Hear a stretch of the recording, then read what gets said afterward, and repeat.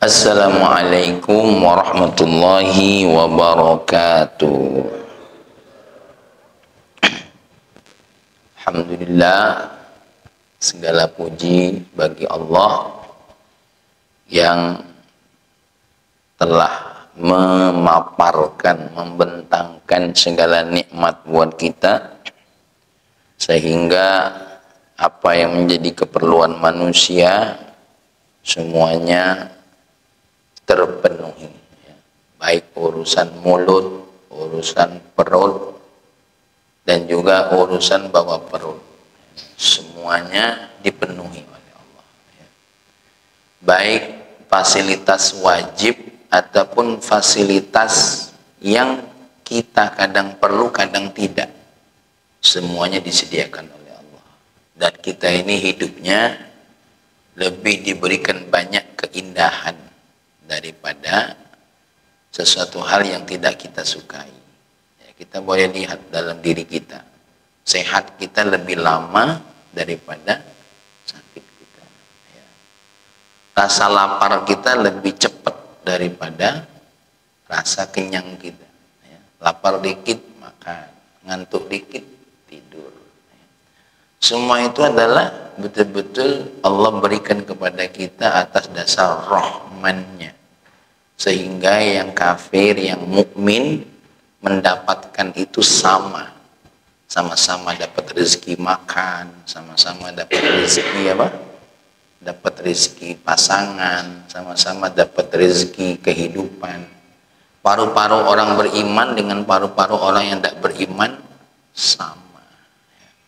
Maka kita bersyukur kepada Allah atas ini semua. Tapi ada satu hal yang harus kita cari, yang hal yang kita cari ini akan terasa ya ketika kita nanti berada di hadapan Allah, yaitu rahimnya Allah, di mana Allah tidak akan memberikan surga kecuali yang memenuhi syarat. Allah tidak akan memberikan ampunan kecuali kepada yang memenuhi syarat. Makanya hari-hari kita harus banyak mengucapkan alhamdulillah, termasuk kita bisa bangkit dari bangun tidur kita dalam kondisi sehat. Ya.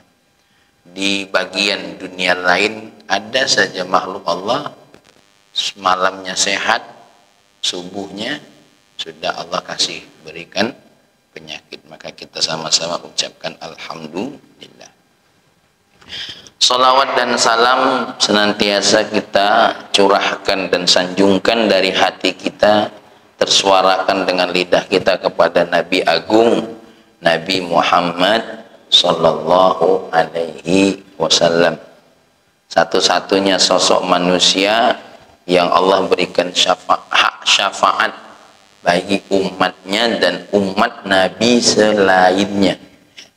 Maka mudah-mudahan kita ini jangan lewat namanya kecuali bagian daripada orang yang berhak mendapatkan syafaat Nabi Muhammad sallallahu alaihi wasallam.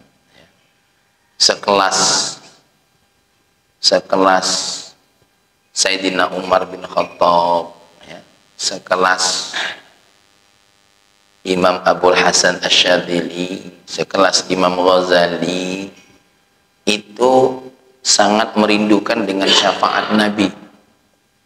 Ya. Nah, apalagi sekelas Pak Yul, ya, sekelas Pak Ari, sekelas saya, ya. Ini sangat lebih memerlukan syafaat baginda Nabi Muhammad sallallahu alaihi wasallam, ya. Makanya nanti ya, saya mungkin mau nambahin jadwal di sini, sekiranya minimal di masjid ini ada sholawat mingguan, ya. Kumpul hanya untuk bersolawat bersama, ya. Karena kalau sholawat dewean itu berat. Kadang-kadang kalau aku tanya dengan Pak Yul, sehari dapat berapa sholawat? Jangankan 150, baik lalai kadang-kadang. Makanya kita ini untung ada sholat. Ada sholat nih untung, dimana setiap hari kita sholawat. Ya. Kalau lagi denger, 100 kali, caknya mudahnya 100 kali itu. Yang jadi masalah tuh bukan 100 kalinya, tapi apa? Istiqomahnya. Nah, istiqomahnya inilah yang kadang-kadang gara-gara banyak gawi lupa sholawat. Kadang-kadang udah puluh banyak gawi, gara-gara banyak ikut nonton film lupa sholawat, ya. Nah, mari nanti insya Allah mudah-mudahan kita memperbanyak sholawat kita. Baik, nasihat yang ke-33 sudah tuntas kemarin dijelaskan oleh Syekh Muhammad Al-Khatib, bahwasanya intinya yang hadir di sini, jangan mentang-mentang kita tidak bisa melihat zat Allah lalu kita merasa Allah tidak melihat kita. Itu intinya, ya. Jadi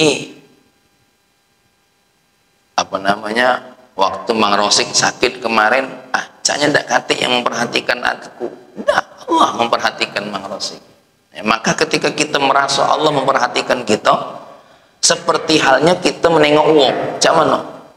Kalau kita lagi sakit tuh, kita pegang tangannya, tolong ya, doakan aku ya. Nah, ada rasa nak minta tolong, sama seperti kita lagi pecaban di jalan, ya. Ketika kita nengok dak kati yang lewat, kita merasa tidak berbunyi, tapi ketika nengok mobil, nah, maka kita ini kalau sama Allah tidak boleh begitu. Walaupun kita ini, ya, dihijab dengan apa? Dengan dosa kita sehingga tidak bisa menengok Allah, maka kita yakin Allah melihat kita. Sebagaimana hadis Jibril yang disampaikan oleh Syekh Muhammad Al-Khatib, anta'budallah ka'annaka tarah. Engkau beribadah itu seolah-olah melihat Allah. Ini tingkatan para nabi ini, sama tingkatan para sahabat. Fa in lam takun tarah, kalau kamu tidak bisa melihat Allah, ya, fa innahu, maka yakinlah Allah melihat kita. Jadi ketika kita sholat tuh, ya Allah, aku tidak bisa melihatmu, tapi engkau melihat aku. Nah, begitu juga kita dalam segala hal. Makanya ciri-ciri wong yang merasa Allah nengok dia tuh tidak berhenti doa, tidak berhenti minta, ya, tidak berhenti apa namanya sujud. Itu ciri-cirinya. Ya, ciri-ciri wong yang kadang-kadang luar dari perhatian Allah tuh, ya, bawaannya tuh putus asa baik, ya. kau nih apa namanya? Tidak nyari rezeki. Elah berdeman nyari rezeki ini buntu inilah. Nak buntu, nak ida, nak hasil, nak ida. Jawabannya orang yang selalu merasa dipandang oleh Allah apa? Allah tak tidur, Allah nengok gawe aku, mungkin lagi belum ini. Ya, itu tidak berhenti dia, tidak berhenti, selalu saja melihat ada peluang.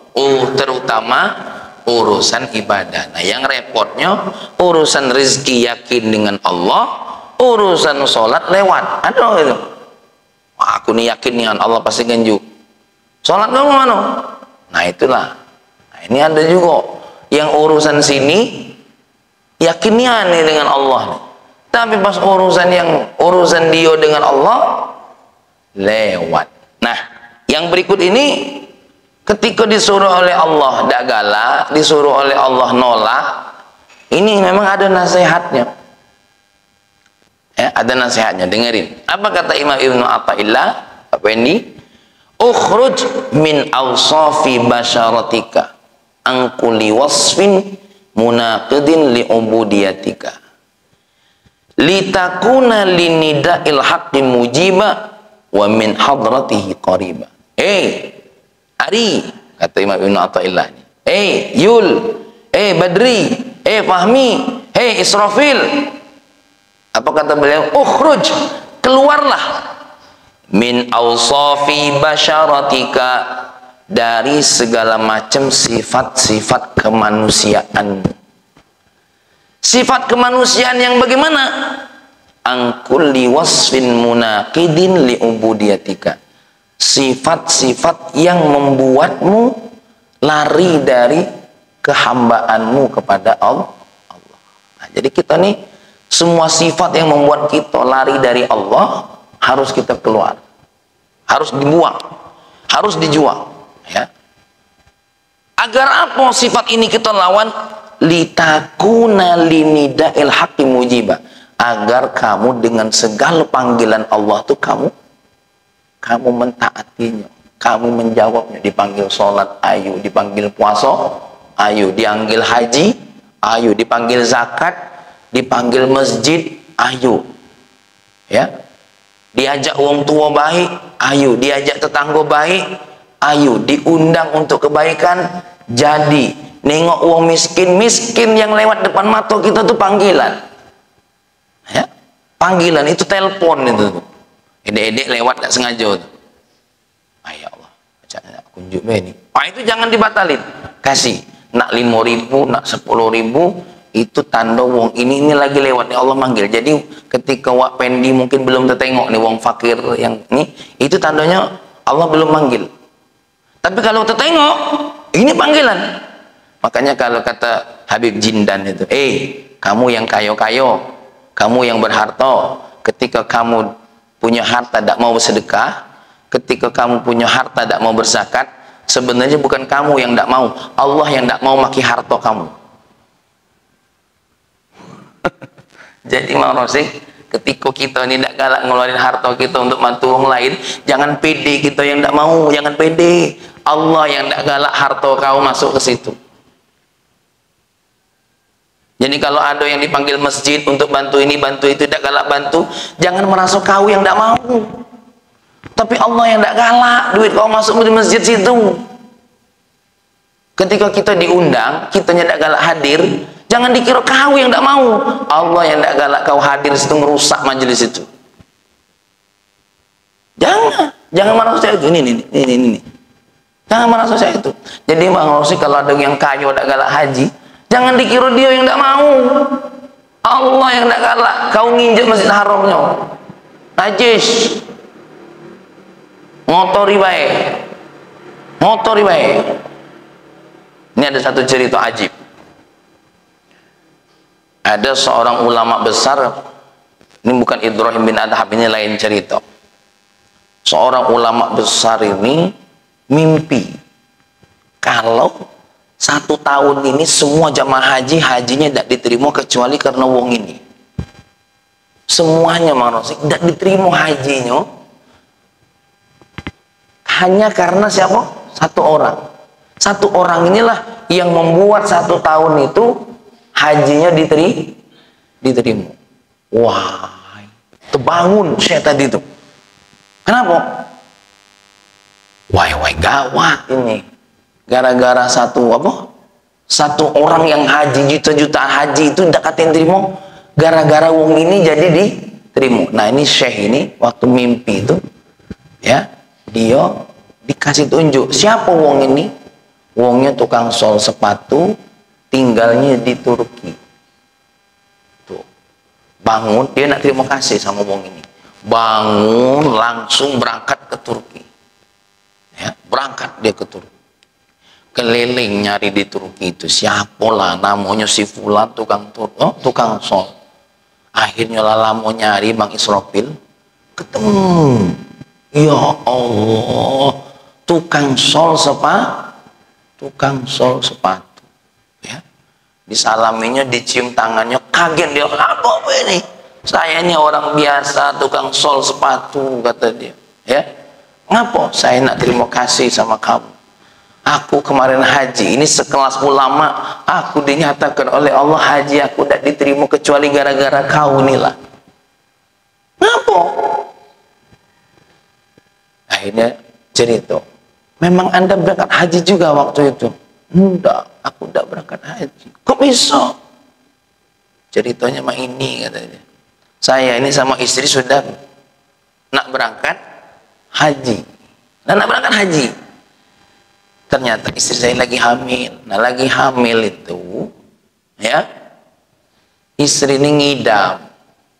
Nah, ngidamnya lebih parah dari ngidamnya bininya Pak Yul. Dia 1 hari tiba-tiba nak makan daging, ditawarin dari semua rumah makan tuh tidak kata enggak lah. Tuh tercium bau aroma daging yang sangat bagus, tapi di pinggir kota situ. Dicari, ketemu 1 tenda. Ada 1 tenda buruk, isinya seorang ibu sama anak-anak kecil. Lalu dia tanya, istrinya tuh malu-malu ngomong, Kak, coba tanya sama dia tuh, boleh tidak minta dagingnya dikit baik untuk ngilangnya ngidam ini. Jim lakinya malu deh, mana kita nak minta daging wong tinggal di tenda ini, kata dia. Tapi waunya wadanian, wangian aja dia. Jangan kerja tidak galak, nak yang ini nih, bahaya nian ini, ya. Sudah ngomonglah lakinya tadi, boleh tidak minta daging ini? Apa kata ibu itu jawab, ini dagang haram bagi kamu, halal bagi kami. Kaget suaminya, kok bisa halal bagi kamu, haram bagi kami? Nangis yang perempuan ini. Kami inilah tidak kacak makan, lah sudah berapa lama tidak kacak makan. Ada daging kuda pun daging sapi yang jadi bangkai, maka kami ambil sedikit daging bangkai tadi, kami masak. Daging ini halal bagi kami karena tidak ada makanan lain kecuali apa? Inilah. Keliling kota tidak ada yang mau ngasih. Nangis bininya enggak itu. Ternyata Allah lagi manggil dia. Ingat ini, inilah ini, lihat ini. Bagaimana Allah manggil wong ini. Makanya kita jangan bangga, aku tidak galak bantu kamu. Bukan kau, kita tidak galak bantu kamu. Allah yang tidak galak kamu bantu dia. Jadi kita ini jangan merasa bangga Mang Israfil, masakan aku ajak bantu tidak galak. Baik, Allah yang tidak galak nyuruh Mang Israfil bantu aku. Kenapa? Supaya aku tidak dibantu wong najis. Ini main-main Mang Israfil. Jadi gitu.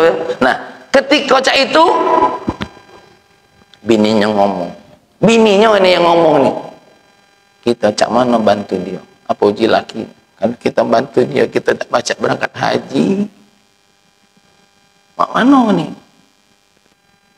Akhirnya berdua bertangisan, ya sudah sepakat kita jadi tidak berangkat haji, hanya nak bantu siapa? Ibu ini. Subhanallah, dibantu deh tidak jadi haji, ya.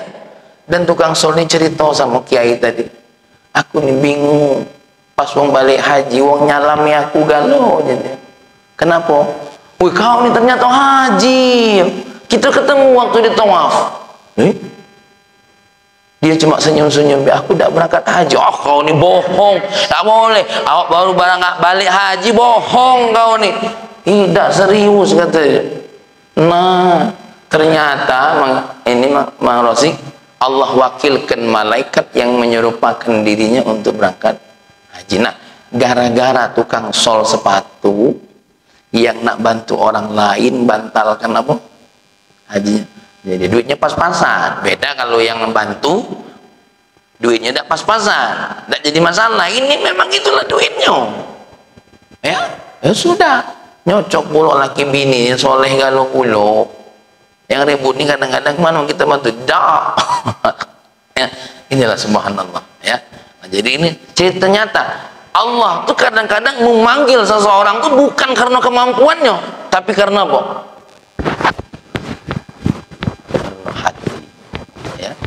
Jadi yang terpanggil ngurus apa baik panggilan Allah itu tanda Allah yang milih. Dan sujud syukurlah atas urusan itu. Yang jadi guru galak ngajari murid-murid, terima kasih Allah milih kita untuk apa? Menerima panggilan itu. Ya, ada satu seorang ini, ada lagi orang ulama canggih ini canggihnya ini, bukan ulama tapi orang yang sangat baik. Dia punya suami istri ini, bukan yang kemarin aku cerita ini lain lagi cerita ini.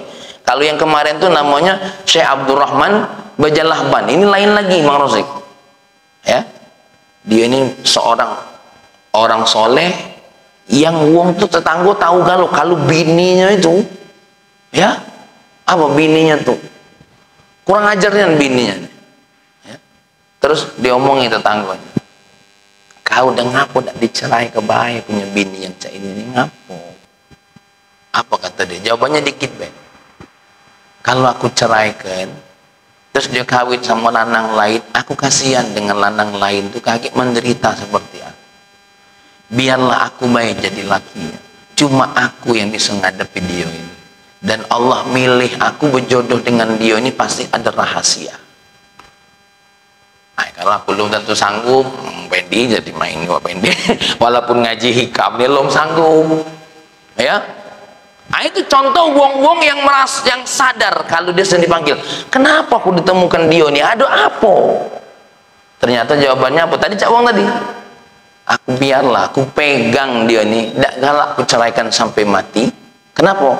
Mungkin Allah sengaja nih jadikan aku lakinya untuk apa? Untuk jago dia. Nah, aku khawatir kalau aku ceraikan dia nikah sama yang lain, kasihan laki itu menderita. Bisa jadi Tino dibunuhnya, bisa jadi disakitinya. Nah, akhirnya laki-laki itu apa? Bukan cuma sakit hatinya, tapi berdosa di hadapan Allah dan dia jadi ahli neraka. Biarlah aku ya, mudah-mudahan dengan ini jalan aku masuk surga.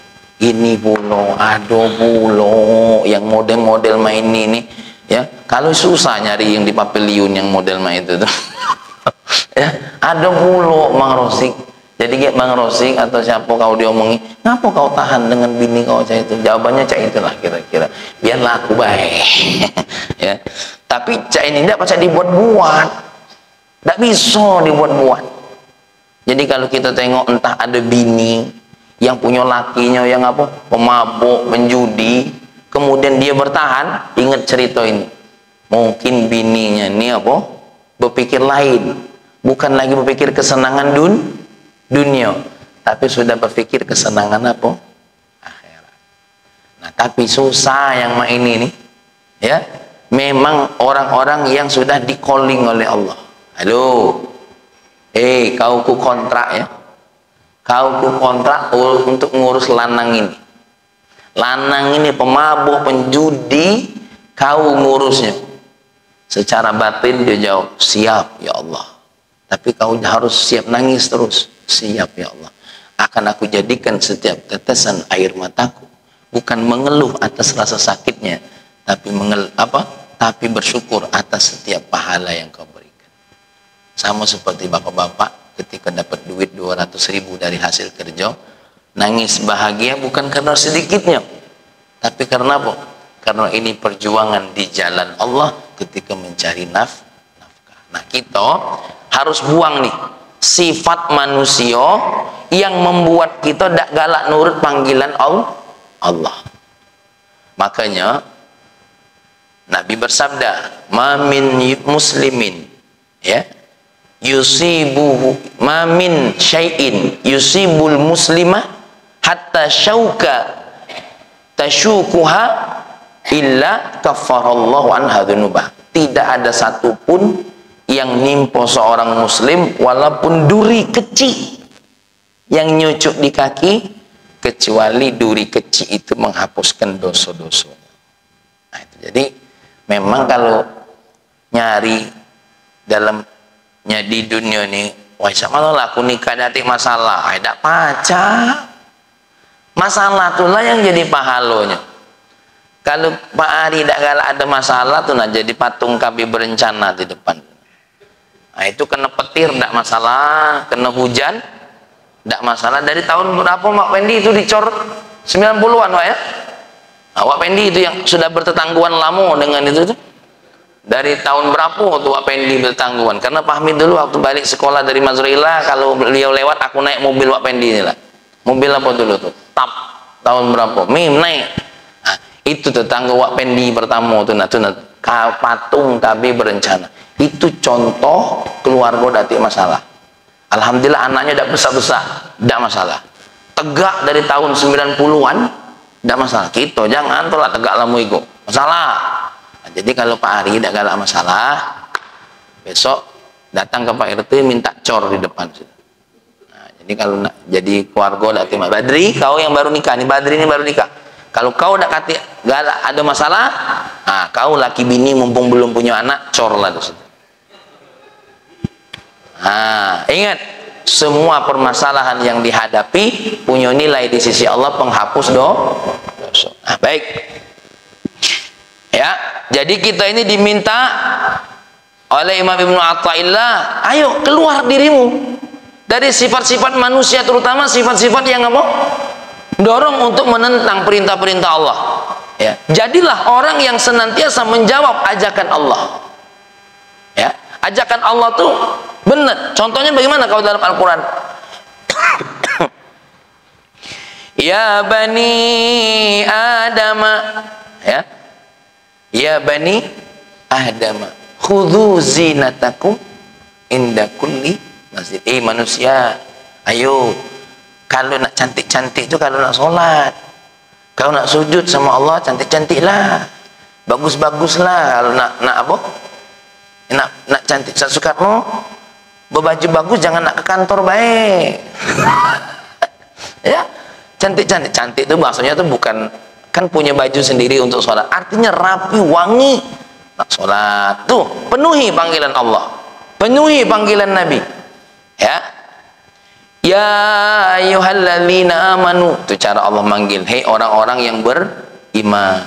Ya, dipanggil oleh Allah, dipanggil gano-gano.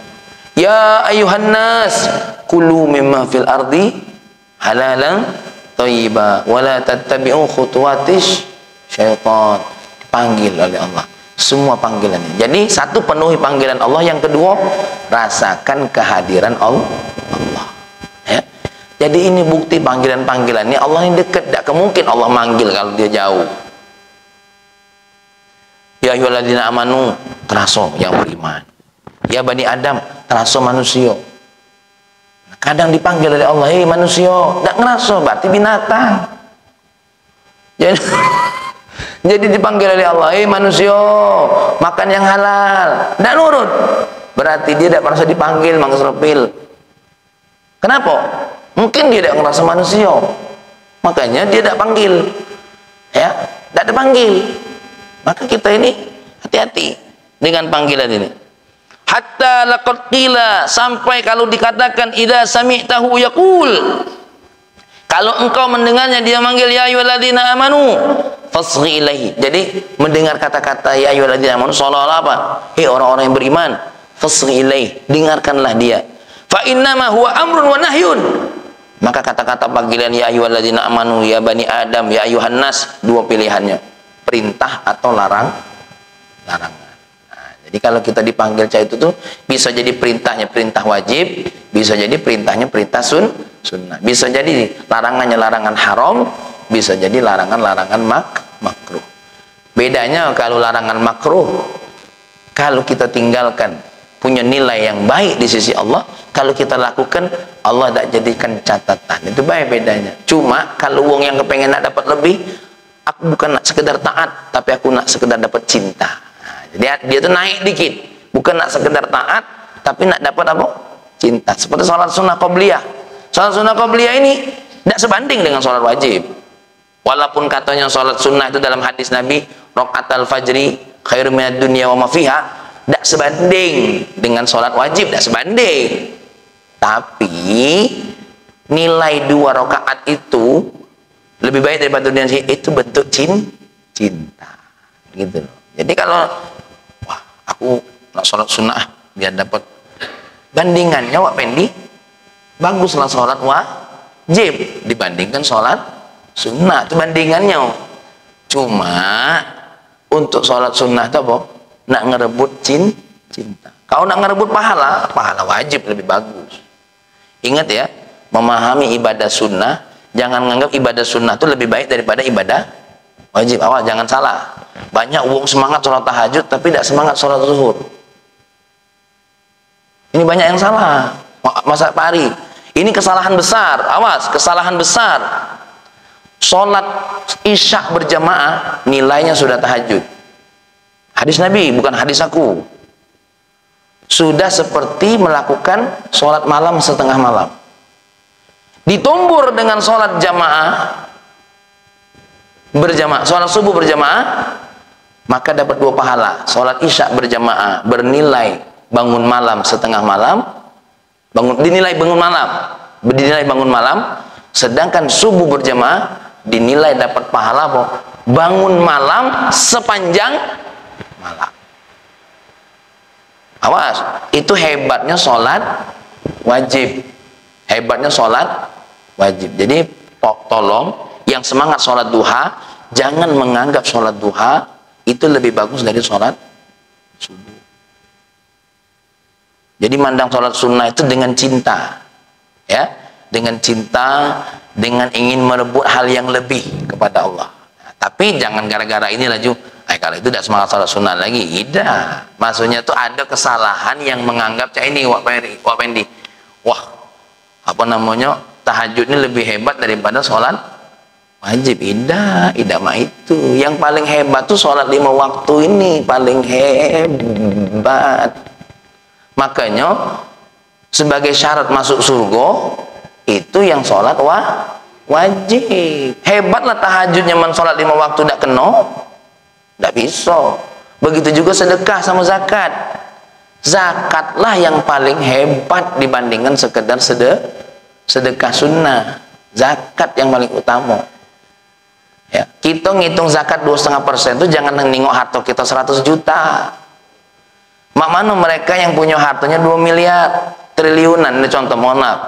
Ini saya sebut saja namanya Pak Haji Halim. Kenapa? Uangnya sangat baik di Palembang itu. Ya, itu zakatnya setiap tahun 2,5 miliar. Itu zakat malnya. Kalau kita mikir juga, bedeman zakat besar nih kan ini, Allah ada apa nih, jangan salah hitung. Tidak, itu hitungan dia. Makanya waktu beliau ini mengali lah masukkan duit zakatnya ke Sorokan, dia manggil Ustadz Kemas Muhammad Ali, dia manggil Habib Mahdi. Sini, uruslah duit zakat aku tuh. Nah, dalam Sorokan tuh kau bukalah. Aku udah kalah nengoknya lagi. Kenapa? Dia manusia, maka sifat manusia dibuang. Ukhruj min awsafi basyariyatika. Ngapa? Kapan nengok tuh sayang. Sayang, jangan nak nengok. Walaupun dia tahu duit yang nak dinjuk, yang dia punya, yang di luar dia dinjuk lebih banyak. Maka seperti kita nengok dompet, sis 100.000, 50.000, cik 2.000. Cari yang lecek, yang kacamatanya lah nyampak. Ya. Nah, itu gawe Edward, ya. Gawe Edward. Ingat Edward, nah sedekah untuk masjid, dicarinya yang lah lecek, ditengok yang gambarnya lah ini. Oh ya, kenal lah. Sebenarnya bukan gawe Edward, gawe aku itu tuh, ya. Maka kita awas ini, ya. Berikutnya apa kata di dalam cerita seperti ini? wa hadratuhu ta'ala dairatu wilayatihi wal qurbu minha bisyuhudi qurbin minka. Nah, jadi gini, Allah hadir bersama kita itu memang itu adalah haknya Allah. Dairatu wilayatihi, ya Allah hadir, wali kota nak hadir kemana baik, memang ini daerah kewenangannya. Nah, itu bahasa kerennya tuh daerah wewenangnya. Contoh kan ketua kakan Kemenak yang Pak Soekarno nak nengok KUA, nak tidak perlu nak minta izin, tidak perlu minta izin. Makanya ada istilah apa namanya itu sidak. Kalau kita tidak baca sidak ke rumah wong, Marosik, saya mau sidak ke rumah kamu, apa gawe? Ini daerah wilayati, ini daerah kekuasaan aku. Nah, ngapa kau nak sidak-sidak? Coba aku nak sidak kos-kosannya siapa? Marosik. Tidak boleh, harus izin dulu dengan Marosik. Kecuali presiden kita Pak Ram Tenar, dia punya hak, ya kan? Tiba-tiba Pak Ari, aku nak ngecek rumah Ustaz Pamin, ada apa be? Tidak boleh. Coba aku nak ngecek masyarakat Edward, mana bini kau? Aku tengok dulu. Tidak boleh. Apa dia? Ini daerah kekuasaan Edward. Kalau ada, warga kalau ada. Ini kan kau belum ada. Ini makanya kakak contoh ya be. Nah tengok, mana model bini kau? Mana cara? Apalagi Pak Ari. Coba aku nak ngecek. Macam mana bini kau? Macam mana? Bagus apa tidak? Apa haknya Pak Ari? Terserah aku. Dia monyong pilihan aku. Dia pesek pilihan aku. Dia hitam pilihan aku. Tak bisa. Nah, kalau Allah hadir dalam sana, cuma kita ini sebagai hamba Allah harus melakukan begini. Wal qurbu minha, dekat dengan Allah itu bisyuhudi qurbin minka. Sekedar kita ini contoh. Sekedar saksi buat kita dewe. Contoh. Mengali sholat, taat sama Allah. Nengok wong taat atau tidak itu ditengok dari apanya? Dari cak mana dia sholatnya. Contoh, mengari ngomong, ya Allah, alhamdulillah aku ini walaupun tidak khusyuk adalah sholat aku. Mana buktinya? Ada memang sholat niat. Jadi kita sholat itu, Pak Pendi, bukan untuk menunjukkan sama Allah kalau kita ini taat, bukan. Tapi untuk menunjukkan sama diri kita dewek, ada yang aku lakukan. Contoh, Wak Pendi ditanya oleh Wak Tino, apa bukti cinta Wak Pendi sama Wak Tino? Ya alhamdulillah, buktinya aku sampai sekarang bangunin rumah, ngidupin anak-anak sama-sama. Walaupun sekarang ibarat kata tuh mungkin lah pensiun, tetap ada yang Nah, yang dikasih ini bukti. Ya, aku cinta sama kamu walaupun aku tidak ngenjuk kamu. Aku cinta sama kamu walaupun aku tidak bertanggung jawab dengan kamu. Apa buktinya? Aku sayang sama kamu walaupun aku tidak pernah peduli dengan kamu. Lah, cak mana sayang tidak peduli? Edward, aku nak nikah. Mana buktinya? Ya, apa buktinya? Seorang guru, aku mendidik anak-anak walaupun aku tidak pernah hadir di sekolah. Lah, cak mana mendidik anak-anak tapi tidak pernah masuk kelas? Ya, aku mendidik mereka. Lah, gila bapak ini. Maka sholat kita ini saksi untuk diri kita. Jadi kalau kau memang sholat, kalau memang kau taat sama Allah, mana buktinya? Allahu Akbar. Kalau memang kau taat dengan perintah urusan zakat, mana buktinya? Ya? Kalau memang kau taat dengan perintah aku, kau siap jihad jiwa, harta, mana buktinya? Berangkat haji. Ini kata Marosik, ini bukti aku ya Allah. Maka kata-kata labbaik Allahumma labbaik. Labbaik itu apa? Iya ya Allah. Iya ya Allah, aku datang. Labbaik Allahumma labbaik. Aku datang ya Allah. Aku datang. Itu kata-kata labbaik Allahumma labbaik. Labbaik la syarika labbaik. Aku datang kepadamu yang tak kati sekutu bagimu ya Allah. Labbaik la syarika laka labbaik. Innal hamda, aku datang penuh dengan pujian, tak kata pujian kecuali untukmu ya Allah. Innal hamda wan ni'mata, tak kata nikmat kecuali milikmu ya Allah. Innal hamda wan ni'mata laka wal mulk. Begitu juga dengan kerajaan ini semuanya milikmu ya Allah. Jadi Marosik ketika menyebut labbaik Allah itu bukan nyanyian, cuma supaya enak dilakukan. Jadi Mang Rosik itu walaupun sunnahnya kaget, pas lah niat. Sunnahnya apa? Lah niat ihram. Sunnahnya tuh baca itu tuh. Tapi dalam hati bacakan itu. Labbaik Allah. Mulai dari kakek Mang Rosik berangkat, ya Allah ini saya Rosik hadir. Saya Rosik datang ya Allah. Nih saya ya Allah hadir penuh dengan kehinaan di hadapanmu. Labbaik Allah. Itu makna labbaik Allahumma labbaik. Jadi Pak Ari rindu-rindulah dengan kata-kata ini. Nah, kalaupun kita belum sholat, labbaik Allahumma labbaik. Puasa, labbaik Allahumma labbaik. Sebenarnya itu bukti untuk kita, bukan bukti untuk Allah. Bukti untuk Allah, untuk apa Allah? Bukti lagi, wong dia lah nengok. Cuma ini bukti untuk kita. Aku ini taat, ini nah buktinya. Gitu loh. Ya, saya kan iman itu kan ada di hati, bukan di pakaian. Jadi walaupun saya ini buka aurat, lah mana bukti kalau kita tuh beriman nutup aurat. Cuma sadar, ya Allah mohon maaf, aku baru bisa nutup dari mata kaki sampai leher. Mungkin yang rambut belum ya Allah. Nah, kalau wong cak ini masih diterima pengakuannya, ini malah bantah. Ya, kita kan tergantung iman kita yang ada di hati. Lah, nah tak nyocok ini. Tidak cocok. Allah tahu yang ada di hati kita.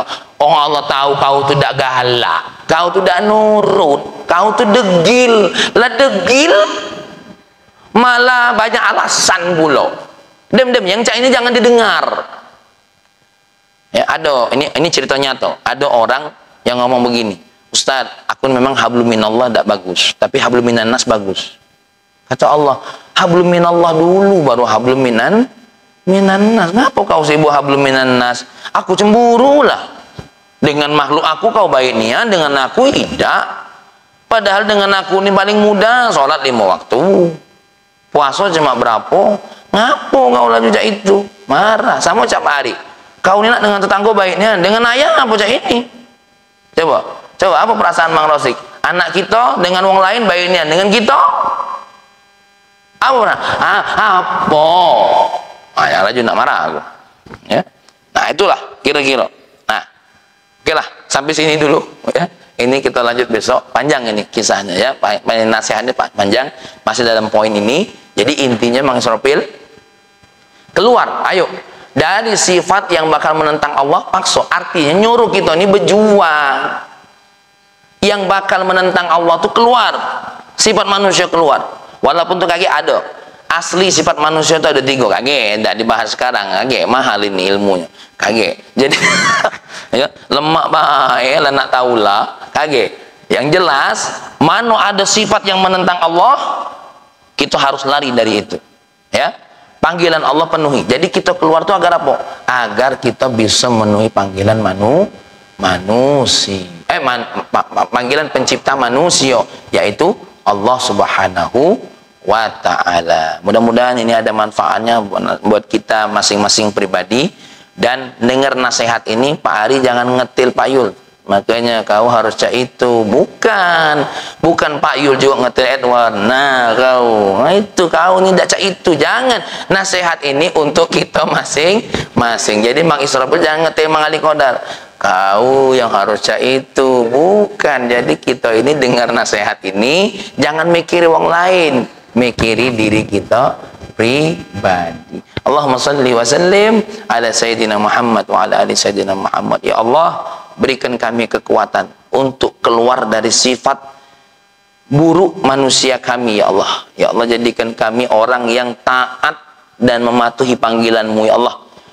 Jangan kau jadikan kami orang yang taat dengan panggilan syaitan dan hawa nafsu kami ya Allah.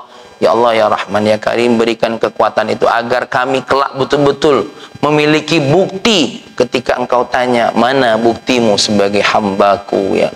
Ya Allah ya Rahman ya Karim, Rabbana hab lana min azwajina wa dhurriyyatina qurrata a'yun waj'alnal muttaqina imama. Rabbana atina fid dunya hasanah fil akhirati hasanah wa qina adzabannar. Alhamdulillahirabbil alamin. Mohon maaf. Assalamualaikum warahmatullahi wabarakatuh.